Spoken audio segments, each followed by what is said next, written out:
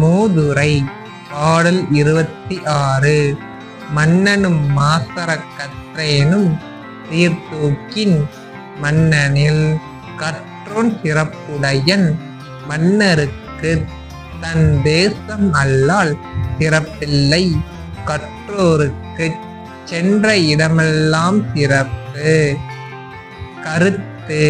நாடாளும் மன்னனையும் நன்கு கற்றறிந்த புலவனையும் சீர்தூக்கிப் பார்த்தால் மன்னனை விட புலவனே அதிக சிறப்புடையவனாக தோன்றுகிறான். ஆம், மன்னனுக்கு தன் நாட்டில் மட்டுமே சிறப்பு, கற்றோருக்கு சென்ற விடமெல்லாம் சிறப்பு. பாடல் 27. கல்லாத மாந்தருக்கு கற்றுணர்ந்தார் சொல் கூற்றம் அல்லாத மாந்தருக்கு அறம் கூற்றம். மெல்லிய வாழைக்கு தான் ஈன்ற காய் கூற்றம் கூற்றமே இல்லிற்கு இசைந்து ஒழுகாய்ப் பெண். கருத்து.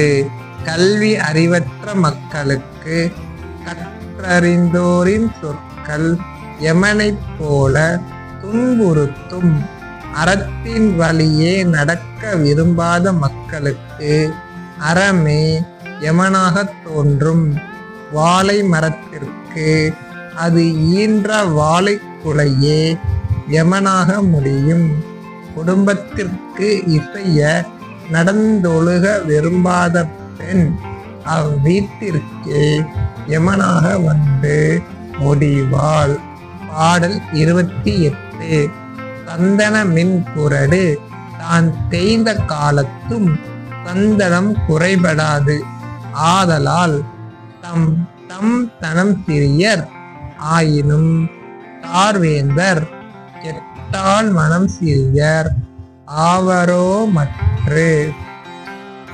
கருத்து. சந்தன கட்டையானது அரைத்து அரைத்து தேய்ந்து போனாலும் அதன் மனம் சிறிதும் குறைவுபடாது. அதுபோல உயர்ந்து சிறந்து வாழ்ந்த பெருங்குடி மக்கள் ஒரு கால் கெட்டு போனாலும் அவர்களிடத்தில் உள்ள செல்வம் குறையுமே தவிர அவர்களின் மனம் குறைவதில்லை.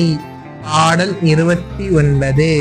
மறுவினிய குற்றமும் வான் பொருளும் நல்ல உருவும் உயர் புலமும் எல்லாம் திருமடந்தை ஆகும்போது அவளோடும் ஆகும்.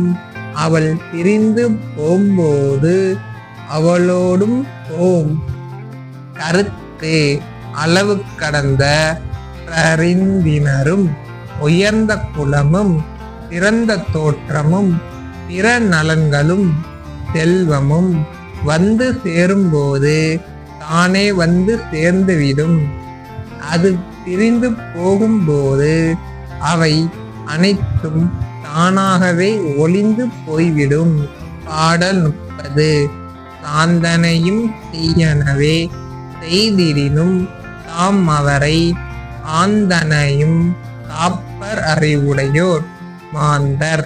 குறைக்கும் தன்னையும் குளிர் நிழலை தந்து மறைக்குமாம் கண்டீர் மரம். கருத்து.